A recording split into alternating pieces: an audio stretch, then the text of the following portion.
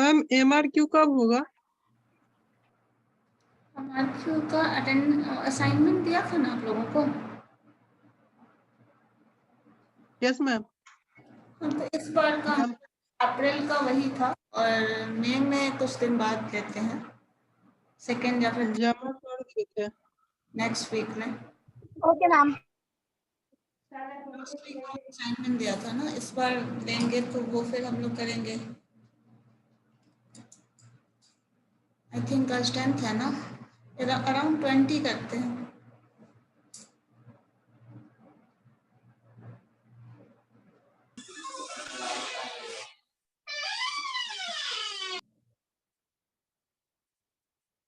हम लोग पाराबोला में कुछ आगे बढ़ते हैं, tangent to the parabola discuss कर लेते हैं, ठीक है। टेंजेंट एंड टेंजेंट में हम लोगों ने पढ़ा, किसी को ये याद है? हम लोगों ने टेंजेंट पढ़ा था सर्कल में, condition for tangent, condition for tangency and point of contact. है कुछ, क्या था कंडीशन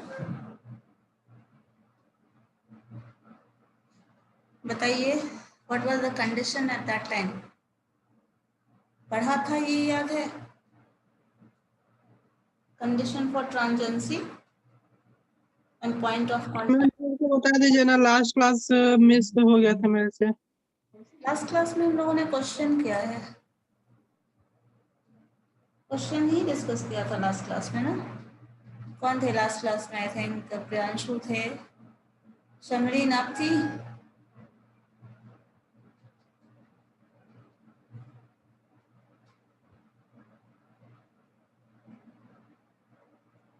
ये रोल नंबर 28 भी थे। हम लोगों ने सिर्फ यस मैम। बहुत ज़्यादा कुछ वैसा थियोरेटिकल पोर्शन बहुत ज़्यादा नहीं पढ़ा था, क्वेश्चन डिस्कस किया था। मैं बात कर रही हूँ सर्कल की। सर्कल में हम लोगों ने पढ़ा था ना कंडीशन फॉर ट्रांजेंसी, टेंजेंट बनने के लिए कोई कंडीशन सेटिस्फाई होता था, कोई भी स्ट्रेट लाइन ऐसा कुछ हुआ होता था ना हमारे पास। एक सर्कल का इक्वेशन होता था, जैसे मान लो अभी सर्कल कंपेयर करें तो एक हमारे पास सर्कल होता था, एक स्ट्रेट लाइन होता था। ये स्ट्रेट लाइन इस सर्कल पे टेंजेंट बनाएगा या नहीं, क्योंकि सर्कल हमारे पास सिर्फ इक्वेशन, ग्राफिकली तो डिनोट किया नहीं रहता था कि क्या बनेगा या नहीं बनेगा, ऐसा कुछ कहाँ बनेगा, लाइक वैसा तो कुछ होता नहीं था। कुछ ऐसा इक्वेशन है 3x + 4y, मान लो कुछ इक्वेशन होता था, +3, ये एक इक्वेशन है हमारा जो स्ट्रेट लाइन का इक्वेशन है। इसी तरह एक सर्कल का इक्वेशन है, मान लो x² + y² and that is equal to 5 का स्क्वायर, ऐसा मान लिया एक इक्वेशन ऑफ सर्कल था। तो ये स्ट्रेट लाइन इस सर्कल पे टेंजेंट फॉर्म करेगा नहीं, ये हम चेक करते थे बाय कंडीशन ऑफ ट्रांजेंसी। और टेंजेंट अगर फॉर्म करेगा तो what would be the point of contact, किस पॉइंट पे टेंजेंट फॉर्म करेगा। तो ये चीज़ हम लोगों ने सर्कल में भी पढ़ा था और वही चीज़ हम लोग पैराबोला में भी डिस्कस करने वाले हैं। जैसे मान लिया एक पैराबोला की गिवन है, एक स्ट्रेट लाइन गिवन है, ये टेंजेंट फॉर्म करेगा या नहीं, तो इसके लिए अगर फॉर्म करेगा then what is the condition, वो चेक करना। So we have to discuss condition for transiency in parabola. जैसा देखो कंडीशन फॉर ट्रांजेंसी इन पैराबोला, ध्यान से सुनिएगा, जो हम लोगों ने एग्जैक्टली किया है वही है। जिनको सर्कल समझ में नहीं आया होगा उसको पैराबोला में भी समझ सकते हो, जो सर्कल से होगा उसका रिवाइज भी हो जाएगा। हमारे पास कंडीशन पहले से ही बोल रहा है, क्या कंडीशन होगा, कंडीशन टर्म वही वर्ड डिफाइन करता है कि एक पैराबोला दूसरे स्ट्रेट लाइन के साथ टेंजेंट फॉर्म कर रहा है। तो हमारे पास जो कंडीशन है, हमको कंडीशन चेक करना है। यहाँ जो टर्म है वो कंडीशन चेक करने की बात कर रही है, ऐसा क्या कंडीशन सेटिस्फाई होगा कि वो रिजल्ट आने वाला है। सो सपोज हमारे पास जो जनरल फॉर्म ऑफ इक्वेशन है, एक फॉर्म ऑफ इक्वेशन हमारे पास राइट हैंड पैराबोला का है, y² = 4ax। मान लो ये इक्वेशन हमारा पैराबोला का है, ये हमारा पैराबोला है। दूसरा स्ट्रेट लाइन है, सो हम मानते हैं y = mx + c, ये हमारा स्ट्रेट लाइन का इक्वेशन होता है। हम जनरल फॉर्म ऑफ इक्वेशन ले लेते हैं, सेटिस्फाई कराते हैं, देखते हैं रिजल्ट क्या आता है, और जो रिजल्ट होगा दैट इज द कंडीशन। सो ये स्ट्रेट लाइन इस पैराबोला पे इक्वेशन फॉर्म कर रहा है, तो ऑब्वियस सी बात है कभी भी सॉरी इस पैराबोला पे टेंजेंट फॉर्म कर रहा है। तो देखो एक चीज हमेशा दिमाग में रखिए कि कोई भी टेंजेंट हो, मान लीजिए ये पैराबोला है, राइट हैंड है तो राइट हैंड पैराबोला, और ये टेंजेंट फॉर्म कर रहा है स्ट्रेट लाइन इस पैराबोला पे, तो ये जो पॉइंट ऑफ कांटेक्ट होगा, ये पॉइंट ऑफ कांटेक्ट इस स्ट्रेट लाइन के लिए और इस पैराबोला के लिए दोनों के लिए कॉमन होगा, क्योंकि ये वो पॉइंट है जो स्ट्रेट लाइन के इक्वेशन को भी सेटिस्फाई करने वाला है और इस पैराबोला के इक्वेशन को भी सेटिस्फाई करने वाला है, because this is the common point, तभी तो टेंजेंट फॉर्म हो रहा है। तो जो ये पॉइंट होगा, जो भी पॉइंट हो, वी डोंट नो कि वो पॉइंट क्या है, जो भी पॉइंट होगा वो दोनों कंडीशन को सेटिस्फाई करेगा। मतलब इस इक्वेशन पे अगर हम इसके वैल्यू को पुट कर दें तब भी वो वैलिड है, और स्ट्रेट लाइन के इक्वेशन पे हम इस पॉइंट को वैल्यू पुट कर दें तब भी वो वैलिड है। अब इसी चीज को हम थोड़ा थियोरेटिकल पॉइंट ऑफ व्यू से देख लेते हैं, जो हम इक्वेशन के टर्म में बात करते हैं। So equation of parabola, equation of straight line. अब इस इक्वेशन का ये वैल्यू जो स्ट्रेट लाइन का है हम इस इक्वेशन में डाल देते हैं। दैट मीन्स y का वैल्यू रख दो mx plus 3, the square of that y square is equal to 4ax में। सो mx प्लस 3 हमारा टर्म है, square of that this is equal to this term. इसको a प्लस बी के whole square पे ब्रेक कर लेते हैं, कोई प्रॉब्लम नहीं है, आराम से कर सकते हैं। So this is what m square x square plus c square plus 2cmx that is equal to 4ax हो गया। अब इस टर्म को भी इधर ले आते हैं, क्योंकि x का कोएफिशिएंट यहाँ भी इन्वॉल्व है और x का कोएफिशिएंट यहाँ भी इन्वॉल्व है। What happened Ravi?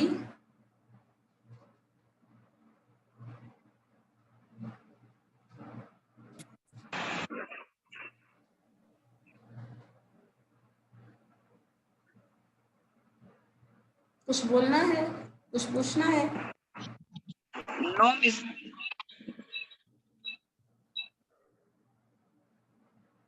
क्या बोल रहे हैं? आवाज भी क्लियर नहीं है आपके। चलो देखो, सो ये m स्क्वायर इसको ब्रेक कर दिया। अब ये देखो 4ax इधर ले आया, चूंकि x का टर्म यहाँ भी इन्वॉल्व है। अब देखो ये जो टर्म है, इस इक्वेशन को x कॉमन ले लो यहाँ, तो आपको दिख रहा होगा कुछ टर्म है x स्क्वायर का, कुछ x का एंड कुछ कांस्टेंट। x के स्क्वायर के भी कुछ कोएफिशिएंट है, x के भी कुछ कोएफिशिएंट है और c टर्म कांस्टेंट है and that is equal to 0। So आपको पता है this is that form of equation जिसको हम क्वाड्रेटिक फॉर्म ऑफ इक्वेशन बोलते हैं। अब ये क्वाड्रेटिक फॉर्म ऑफ इक्वेशन जो है x के फॉर्म में है, तो ऑब्वियस सी बात है इसका जो रूट होगा वो दो रूट होगा। सो यही चीज लिखा है वर्ड्स में, the above equation is quadratic equation in x then it has two roots. ये हमारा कंक्लूजन। अब देखो यहाँ से शुरू किए थे पैराबोला के इक्वेशन से, फॉर्म रखा स्ट्रेट लाइन का, और जो इक्वेशन मिल गया है that is form of quadratic equation. This is the beauty of mathematics. So ये जो मिला है क्वाड्रेटिक इक्वेशन, वो अब हम चेक करने वाले हैं। चूंकि यहाँ पे दो वैल्यू मिलेगा तो हमें देखना है कि कौन से वैल्यू की बात कर रहे हैं। तो यहाँ पे चीज लिखा है ये भी, if the line of is a tangent, जो भी लाइन बन रहा है दैट इज टेंजेंट, देन आपको पता है जो रूट्स आप ले रहे हो, जो रूट्स इसमें क्वाड्रेटिक इक्वेशन में जो दो रूट्स आने वाले हैं that must be equal. Equal roots तो होगा, अगर इक्वल होगा तभी तो टेंजेंट फॉर्म करेगा। टेंजेंट फॉर्म कर रहा है तो दो अलग अलग वैल्यूज पे तो करेगा नहीं, क्योंकि एक ही स्ट्रेट लाइन है। मान लो अगर हम ग्राफिकली इस चीज को शो करें, कोई भी पॉइंट होगा ग्राफ पे, तो ये पॉइंट पे यहाँ पे टेंजेंट फॉर्म कर रहा है, तो ये पॉइंट कोई पर्टिकुलर फिक्स पॉइंट होगा। लेकिन यहाँ बोला जा रहा है x का दो वैल्यू है, तो x का दो वैल्यू होगा तो हो सकता है एक पॉजिटिव, नेगेटिव और इक्वल रूट्स की बात कर रहा है, तो जो भी वैल्यू होगा वो यही होगा। इक्वल एंड अपोजिट, अच्छा इक्वल एंड अपोजिट रूट्स होने का क्या कंडीशन है, कोई बता सकता है? क्वाड्रेटिक फॉर्म ऑफ इक्वेशन में इक्वल एंड अपोजिट रूट्स होने का क्या कंडीशन है? कब होता है? जब डिस्क्रिमिनेंट का वैल्यू क्या हो? साइन ऑपोजिट हो। साइन अपोजिट हो, और साइन अपोजिट होगा तो डिस्क्रिमिनेंट का वैल्यू क्या होगा? इसका वैल्यू मैम डिस्क्रिमिनेंट जो आप निकालते हैं, डी वैल्यू निकालते हैं ना क्वाड्रेटिक में, D is equal to B square minus 4ac। ये हम लोगों ने पढ़ा था ना, क्वाड्रेटिक फॉर्म ऑफ इक्वेशन में पढ़ा है ना, बचपन से पढ़ रहे हैं आई थिंक, यस मैम। से पढ़ रहे हैं ना। तो ये जो यस मैम। ये इसका वैल्यू क्या होता है? आइदर 0 होता है, आइदर ग्रेटर देन 0 होता है, या फिर लेस देन 0 होता है। लेस देन 0 होता है तो क्या होता है? इमेजिनरी।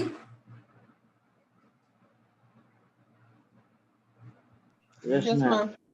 ग्रेटर देन 0 होगा तो क्या होगा? तो अलग अलग रूट्स होगा, और इक्वल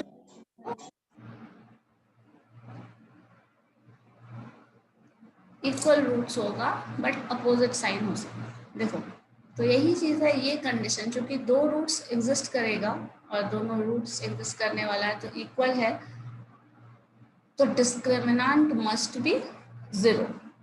अब इक्वल रूट्स अगर एग्जिस्ट करता है तो डिस्क्रिमिनेंट 0 हो जाएगा। अब डिस्क्रिमिनेंट 0 है तो हम इसी कंडीशन को चेक कर लेते हैं, क्योंकि आपको पता है टेंजेंट फॉर्म हो रहा है तो किसी न किसी पर्टिकुलर पॉइंट पे होगा, और वो जो भी वैल्यूज हो इक्वल होगा तभी किसी पर्टिकुलर पॉइंट पे टेंजेंट फॉर्म होगा। तो यहाँ से हम ये कंक्लूड कर पाते हैं कि डिस्क्रिमिनेंट जो होगा वो 0 होगा। अब इसके हिसाब से ये वैल्यू जो भी इस इक्वेशन हमारा क्वाड्रेटिक है, इस इक्वेशन पे हम डिस्क्रिमिनेंट का वैल्यू 0 निकाल रहे हैं, इक्वेट करते हैं। तो b की जगह आपको पता है 2 टाइम्स cm प्लस 2a ये टर्म है, a हमारा m स्क्वायर है, and c is equal to c square. तो इसी को हम बस वैल्यू पुट कर रहे हैं b स्क्वायर माइनस 4ac के फॉर्म में। तो b is the square of this, 2 का स्क्वायर ये हो गया cm माइनस 2a का whole square minus 4m square, and this is c square. This is equal to 0, क्योंकि 0 से इक्वेट करेंगे तभी डिस्क्रिमिनेंट का वैल्यू 0 है, इक्वल साइन इक्वल रूट्स है तब की बात कर रहे हैं। अब इसमें देखो 4 कॉमन लेके हटा दो, इस टर्म को ब्रेक करो, a square plus b square minus 2ab। So c square m square plus 4a square minus 4cma, that is minus 4m square and c square, that is equal to 0। 4 common लेके हटा दिया, पहले भी हटा सकते हैं, spend कर लिया तब भी हटा सकते हैं। जब 4 कॉमन हट जाएगा तो यहाँ बचेगा m square and c square with negative sign. यहाँ देखो c square m square same term है, बस कैंसिल कर दो, बचा क्या 4a स्क्वायर माइनस 4cma। यहाँ से फिर से 4 कॉमन लेके हटाया जा सकता है, रिमूव कर सकते हैं, और a भी कॉमन लेके रिमूव कर सकते हैं। सो ये दोनों टर्म रिमूव कर देने के बाद आपके पास बचता है a is equal to cm, और इसी चीज को लिख सकते हैं is equal to a by m। So ये वो कंडीशन है जो बता रहा है कि टेंजेंट फॉर्म होने के लिए कैसे बनाएंगे। अब देखो इसी चीज को हम लोग ऐसे चेक कर सकते हैं, एक इक्वेशन ऑफ पैराबोला ले लेते हैं, y square right hand parabola का है तो राइट हैंड पैराबोला ही ले लेते हैं, सपोज 16x, ठीक है, ये हमारा पैराबोला का इक्वेशन है। और दूसरा हम ले लेते हैं y is equal to 4x plus 4, ये हमारा स्ट्रेट लाइन का इक्वेशन है। जो कंडीशन है कि कोई पूछ दे, सपोज पूछा ये जा रहा है कि क्या ये स्ट्रेट लाइन इस पैराबोला पे टेंजेंट फॉर्म करेगा, तो आपको चेक करना है, इतना ज़्यादा डिटेल में आपको बहुत ज़्यादा डीपली स्टडी नहीं करना, सिंपली एक कंडीशन चेक करना है जो अभी हमने पढ़ा था, c is equal to a by m, a जो भी हो और m, ये चेक करना है। अब देखो c is equal to 4, just put 4, a का वैल्यू बताओ, यहाँ से एक पॉइंट बता सकता है क्या होगा, what is the value of a? 4। So a is equal to 4 and m is equal to 4। देखो ये जो आ रहा है that is 1 which is not equal to this term. मतलब ये स्ट्रेट लाइन जहां भी जाए, जब भी पास करे, जैसे भी पास करेगा, that will never going to form any tangent on this parabola, क्योंकि ये इस कंडीशन को सेटिस्फाई नहीं कर रहा है। समझ गए? तो आप इस तरह से अगर मान लो स्ट्रेट लाइन का इक्वेशन गिवन है, मान लो कोई पैराबोला का इक्वेशन गिवन है, तो आप ये चेक करके बता सकते हैं कि ये टेंजेंट फॉर्म होने वाला है या नहीं। ठीक है? Yes ma'am. चलो इसी तरह अगर हम एक और तरीका है जिससे हम कर सकते हैं चेक।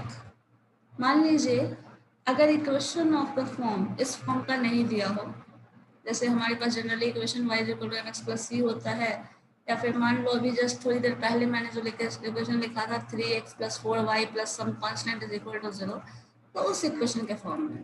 और अगर इस इक्वेशन के फॉर्म में होगा तब भी आप निकाल सकते हैं। जैसे चेक कर लेते हैं एक बार। एक इक्वेशन है हमारा straight line lx plus my plus n is equal to 0। Generally हमें जो इंफॉर्मेशन होता है वो इसी फॉर्म ऑफ इक्वेशन में होता है, भले हम उसको कन्वर्ट कर लें बाद में y is equal to mx plus c वाले में, लेकिन जनरल जो फॉर्म होता है वो आपको मैक्सिमम इक्वेशन इसी फॉर्म में मिलेगा। अब ये इक्वेशन है हमारा स्ट्रेट लाइन का, ये इक्वेशन है पैराबोला का। अगर ये लाइन इस फॉर्म में, इस पैराबोला पे इक्वेशन फॉर्म टेंजेंट फॉर्म करेगा, देन जो कंडीशन है वो ये होता है am square is equal to ln। और यहाँ पे है क्या, l is the coefficient of x, n is constant, m जो है वो आपका क्या है, y का कोएफिशिएंट, एंड a जो है वो पैराबोला से रिलेटेड है। तो ये कंडीशन होगा कब, जब आप इस फॉर्म में देखें, इधर ये चेक करें या वो चेक करें, दोनों में कोई फर्क नहीं पड़ता, दोनों में से किसी कंडीशन से आप चेक कर सकते हो। लेकिन हाँ, आपके पास इंफॉर्मेशन किस फॉर्म में गिवन है उस पर डिपेंड करता है। अब equation of parabola same term है, इक्वेशन ऑफ लाइन वही है, और हम चाहें तो इस लाइन ऑफ इक्वेशन को कन्वर्ट कर सकते हैं y is equal to mx plus c। मतलब my वाला टर्म इधर लेके चले आए, बाकी का सिंप्लीफिकेशन कर दिया, जो रिजल्ट आएगा वो इस फॉर्म में आ जाएगा। कर सकते हैं ऐसा। तो y is equal to this term. अब देखो यहाँ हमने किया है, बस फॉर्म चेंज कर लिया है। अब यहाँ से देखो m का वैल्यू है वो कन्वर्ट हो गया किसमें, l by minus M. n का वैल्यू जो c का वैल्यू जो है वो कन्वर्ट हो गया आपका माइनस n बाई m में। तो ये स्ट्रेट लाइन का इक्वेशन हमें मिल गया। अब चूंकि हमें पता है टेंजेंट फॉर्म करने का कंडीशन, जो कि हमने अभी जस्ट पढ़ा है, c is equal to a by M. Compare कर लो, c का वैल्यू क्या है, this term a by M, so a is this, m क्या है ये, और m का वैल्यू यहाँ है l बाई माइनस एम। सो ये टर्म इक्वेट कर रहे हैं। क्रॉस मल्टीप्लीकेशन माइनस माइनस हटा दीजिए, जो टर्म आएगा according to that N L इधर चला जाएगा, एम स्क्वायर इधर आ जाएगा। सो अल्टीमेटली ए एम का whole square, M square is equal to N L. इधर आप इस कंडीशन से चेक कर लो या फिर इस कंडीशन से चेक कर लो, दोनों कंडीशन से चेक करके बता सकते हैं what is the whether the straight line is going to form a tangent on that curve or not। But हाँ, ये कंडीशन तभी वैलिड है जब आप इक्वेशन जो ले रहे हैं पैराबोला का, that is this one, that means right hand parabola के लिए बात कर रहे हैं, तभी ये रिजल्ट वैलिड है। अगर आप लेफ्ट हैंड पैराबोला लेंगे देन वैल्यू इसका चेंज हो जाएगा। अगर आप अपवर्ड पैराबोला लेंगे अकॉर्डिंगली चेंज होगा, अगर आप डाउनवर्ड पैराबोला लेंगे अकॉर्डिंगली चेंज होगा। एक काम करिए, आप अगर इसी इक्वेशन को बस इतना सा कंडीशन चेक करके मुझे बताइए तो फॉर राइट हैंड पैराबोला ये क्या आने वाला है, लेफ्ट हैंड पैराबोला बता सकते हैं। C is equal to minus a by m। करके देखो ना एक बार, क्योंकि रिजल्ट हम लोग एक जगह समराइज करके करने वाले हैं।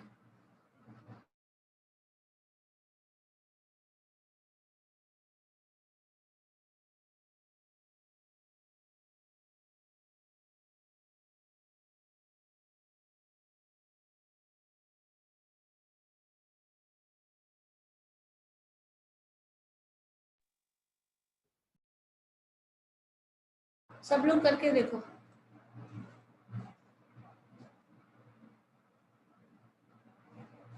क्या रिजल्ट आ रहा है, क्या चेंज हो रहा है, बस इतना बताइए मुझे। पूरा कंडीशन ऐसे चेक करने की जरूरत नहीं है, रिप्लेसमेंट भी किया जा सकता है जो रिजल्ट आ रहा है उसमें। वैसे आप पूरा कंडीशन चेक करेंगे तो आपका कॉन्सेप्ट क्लियर हो जाएगा ज़्यादा बेटर। तो बाकी लेफ्ट हैंड सॉरी अपवर्ड और डाउनवर्ड पैराबोला के लिए बहुत ज़्यादा डिटेल में आपको नहीं जाना पड़ेगा। सॉरी राइट हैंड कर लिया ना, लेफ्ट हैंड के लिए करके देखो क्या आता है।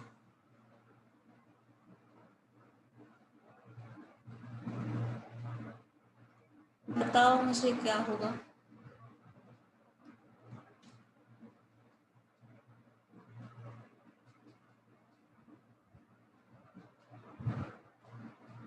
मुझे सबकी तरफ से आंसर चाहिए, रोज वो ये नहीं चलेगा आप लोग बस चुपचाप बैठे रहो।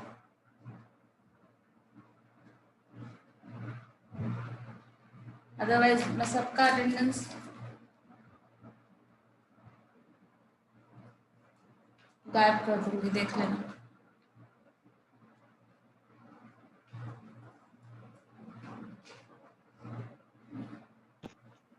हो गया मैम। क्या आ रहा है बताइए। यहाँ 2 इंटू CM माइनस 2A की जगह प्लस हो जा रहा है। ये पॉजिटिव आ रहा है, ठीक है। अगर यस पॉजिटिव मैम। क्या चेंजेस आएंगे, ये पॉजिटिव हो जाएगा, ये पॉजिटिव हो यस जाएगा, मैम। मीन्स ये इधर जब अपोजिट साइड में जाएगा तो वो निगेटिव जाएगा, negative. Means two minus A by यही चेंज होगा। Yes ma'am. लेकिन अगर दूसरे वाले कंडीशन में चेक करें तो क्या होगा, देखिए तो जरा दूसरे वाले कंडीशन में अगर चेक करें तो अब भी कोई चेंजेस आ रहा है।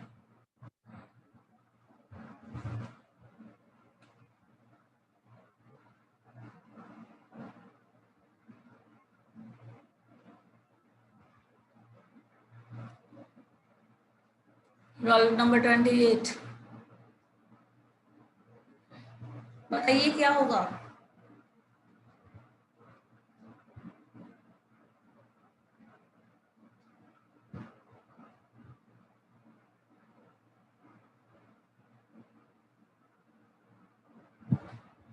रोल नंबर 28 मेरी आवाज आ रही है। Yes ma'am. बताइए क्या होगा आंसर, करिए कैलकुलेशन, बताइए क्या आ रहा है रिजल्ट।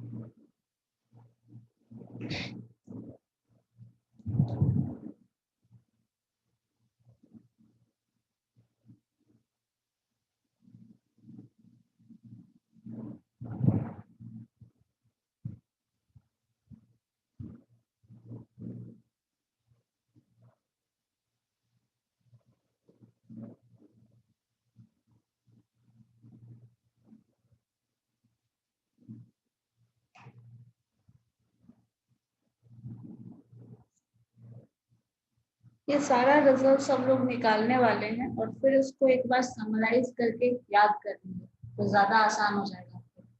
लेकिन हाँ कैसे आया है ये भी समझना जरूरी है, इसलिए कैलकुलेशन करने के लिए बोला जा रहा है।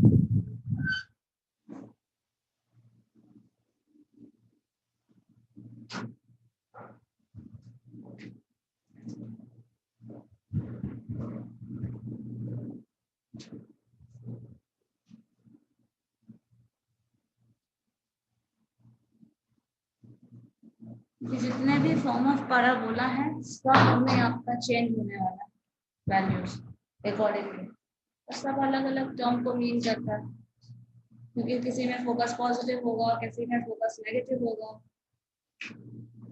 किसी में आपका y पॉजिटिव हो सकता है, किसी में नेगेटिव होगा।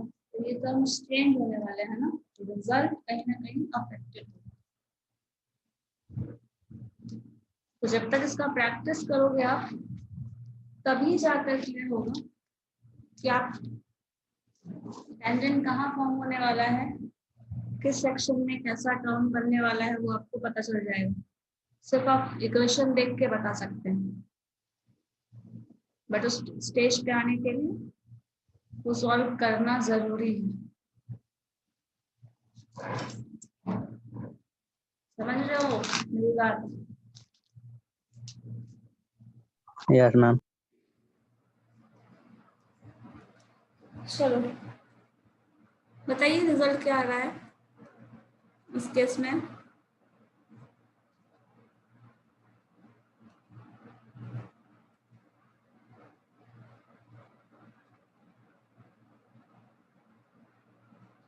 सिर्फ ये टर्म यहाँ नेगेटिव होगा ना, लेफ्ट हैंड का अगर हम करेंगे तो ये तो पूरा स्ट्रेट लाइन का जो टर्म है वही आएगा, ये चेंज होने वाला नहीं है।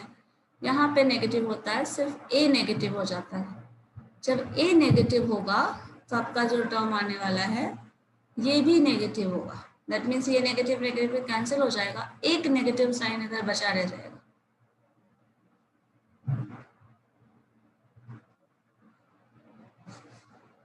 बताओ क्या आ रहा है,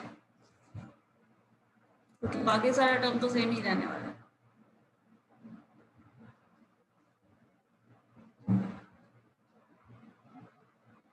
और y एक्सिस अगर हम ले रहे हैं तो किसी पॉइंट पे ही बनेगा टेंजेंट।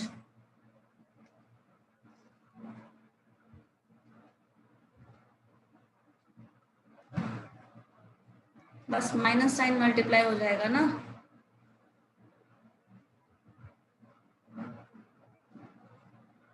बताइए कुछ रिजल्ट आ रहा है?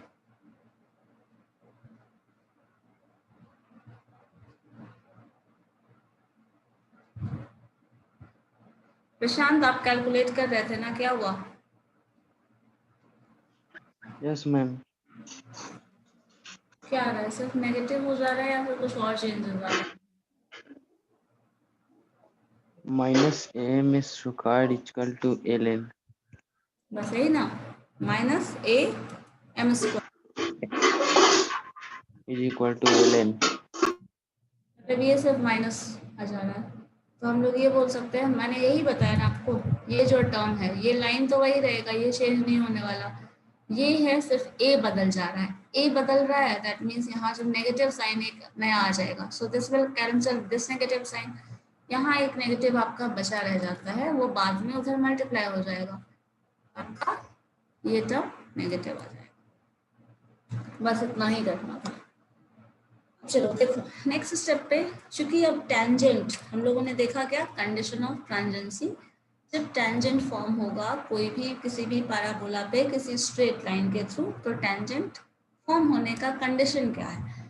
तो अगर हम सपोज कंडीशन सेटिस्फाई हो जाता है कि ये जो स्ट्रेट लाइन है वो टेंजेंट पे फॉर्म कर रहा है, सॉरी पैराबोला पे टेंजेंट फॉर्म कर रहा है, अगर टेंजेंट फॉर्म कर रहा है then what is the point of contact, किस पॉइंट पे फॉर्म कर रहा है, ये पॉइंट पता करना हो। ये हमने सर्कल में भी पढ़ा था, condition of tangency and point of contact.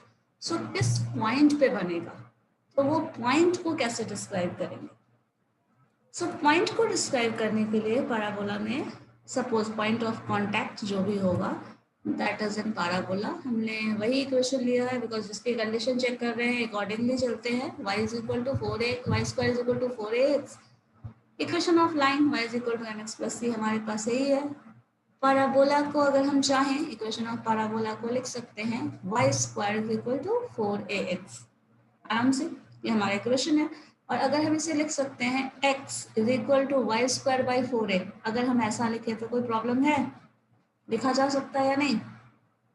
Yes ma'am, लिखा जा सकता है। रीअरेंजमेंट किया हुआ। अब ये जो x का वैल्यू है, इस x के वैल्यू को इसमें पुट कर दो स्ट्रेट लाइन के इक्वेशन में, क्योंकि हमने क्या पढ़ा है, टेंजेंट का जो पॉइंट होता है वो पॉइंट कॉमन पॉइंट होता है। पैराबोला के लिए भी और स्ट्रेट लाइन के लिए भी। तो ये पॉइंट यहाँ पुट कर दिया। अब x का वैल्यू पुट कर दीजिए, क्या रिजल्ट आ रहा है, क्या किया है, y is equal to m, x की जगह ये वैल्यू पुट कर दिया y square by 4a। c का वैल्यू पता है आपको, according to condition of tangency c is equal to what, a by m, जो हमने शुरू में पढ़ा था ये वाला। c को हम रिप्लेस कर दे रहे हैं, चूंकि टेंजेंट बना रहा है तो वो तो पता है कि उतना होगा ही, तो इसलिए टेंजेंट बना रहा है उसके बाद ही ना कांटेक्ट की बात कर रहा है, तो ये कंडीशन, ये c वाला वैल्यू आपने रिप्लेस कर दिया। अब ये रिप्लेसमेंट करने के बाद हम चाहें तो इसी चीज को ऐसे लिख सकते हैं, क्रॉस मल्टीप्लिकेशन जो भी सिंप्लीफिकेशन करो, 4am एलसीएम दे दिया, 4am M Y square, M यहाँ पे एक एक्स्ट्रा है तो एम स्क्वायर मल्टीप्लाई हो जाएगा, this is M square Y square plus 4a, this is a, so 4a square. Solve कर लो, ये y वाला पोर्शन इधर भेज दो, प्रोडक्ट क्रॉस मल्टीप्लिकेशन करके इतना टर्म, और ये इतना टर्म जो है इसको आप ऐसे लिख सकते हैं। अब मुझे बताओ, ये जो टर्म है ये कुछ जाना पहचाना जैसा टर्म दिख रहा है जो यहाँ लिखा है सबसे लास्ट में,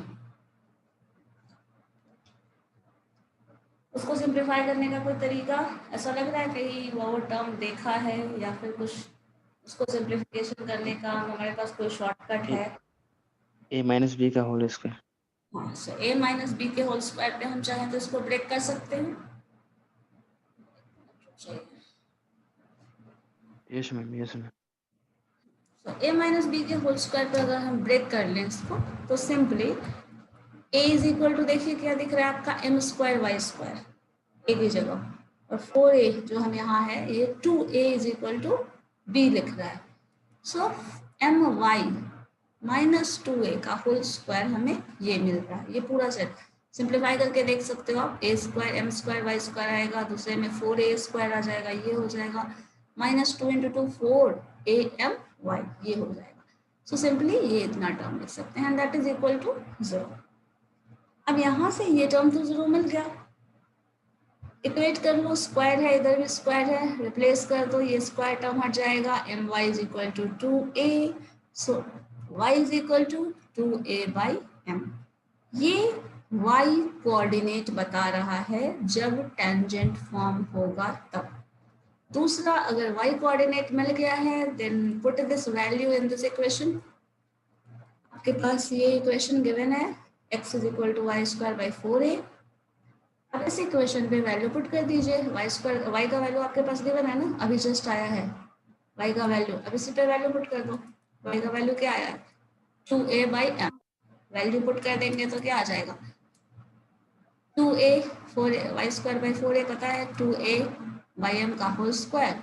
सो ब्रेक करो, 4a स्क्वायर ऊपर आ जाएगा, m स्क्वायर डिनोमिनेटर में आ जाएगा, ठीक है।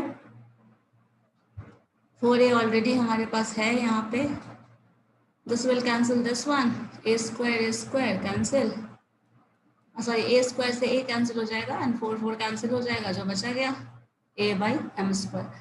सो a बाई एम स्क्वायर, ये जो है वो x कोऑर्डिनेट दे रहा है, सो x कोऑर्डिनेट और y कोऑर्डिनेट दोनों मिल गया, then this is the point of contact जहाँ पे टेंजेंट फॉर्म हो सकता है बाय दैट लाइन।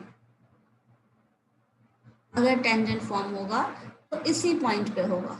और यहाँ पे देखो रिजल्ट में हमेशा ध्यान में रखना है क्या, जैसे हमारे पास पहले से कंडीशन ऑफ ट्रांजेंसी में ही हम देख लें, c is equal to a by m लिख रहा है, this is the condition of tangency. c क्या है, c स्ट्रेट लाइन का टर्म है, और a क्या है आपका फोकस है, दैट मीन्स ये पैराबोला का टर्म है, m जो है वो क्या है, स्ट्रेट लाइन का टर्म है। आपको ये चीज ध्यान में रखना है कि कौन सा इंफॉर्मेशन किस टर्म में गिवन है, c और m जब भी होगा तो वो स्ट्रेट लाइन से कंपेयर करोगे, a जब भी होगा तो पैराबोला का इक्विवेलेंट है। उसी तरह अगर हम इसमें बात करें तो लिखा है am square is equal to nl, a जो है वो क्या है, focus of parabola. So parabola के टर्म में इसका इंफॉर्मेशन है।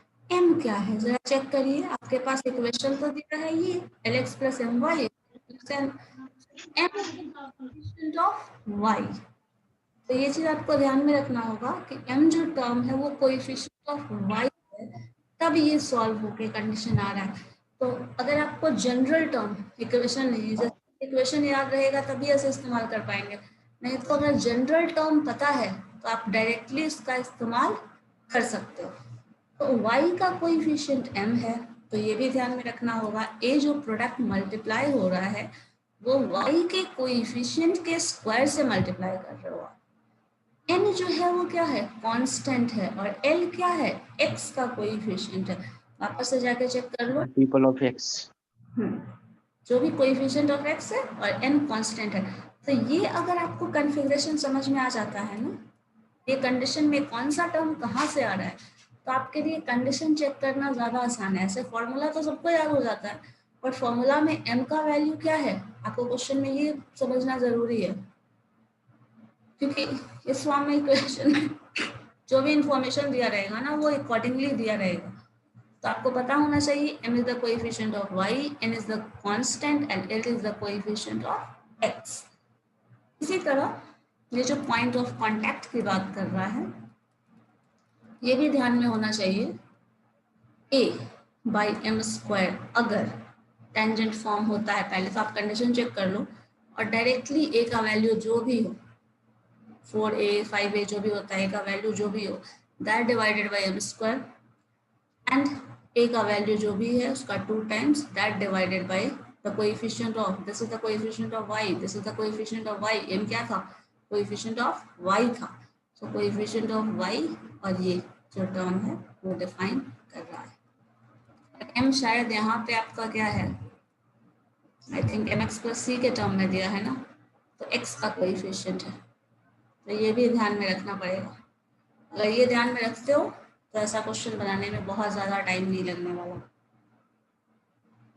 अगर प्रूफ करने वाला है तो थियोरेटिकली आप एक बार 2-3 बार जाके प्रैक्टिस करो, तो जितने भी क्या right hand parabola, left hand parabola, upward parabola and downward parabola, सबके लिए एक बार प्रैक्टिस करके खुद से देखिए क्या रिजल्ट्स आ रहा है, रिजल्ट्स में क्या चेंजेस आ रहा है, कंपैरिजन करिए, ठीक है।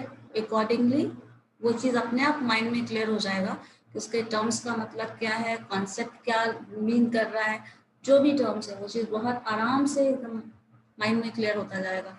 और जितना ज़्यादा पिक्चर क्लियर होता जाएगा माइंड में, उतना ज़्यादा रिजल्ट इफेक्टिव, उसका वही जो इम्पैक्ट है माइंड में कहीं ना कहीं वो ज़्यादा लंबे समय तक रहने वाला है। ऐसे सिर्फ देखोगे करोगे तो उससे बहुत ज़्यादा समय तक याद नहीं रहने वाला, लेकिन अगर आप करके देखते हैं तो वो चीज़ ज़्यादा बेटर समझ में आएगा और याद रहेगा लंबे टाइम तक। तो आप लोग क्या करोगे, प्रैक्टिस करके देखो, upward parabola, downward parabola and left hand parabola के लिए ये सारा कंडीशन, ठीक है। करके देखना, नहीं होता है तो फिर मुझे बताओ, नेक्स्ट डे होगा तो डिस्कस करेंगे। Okay okay.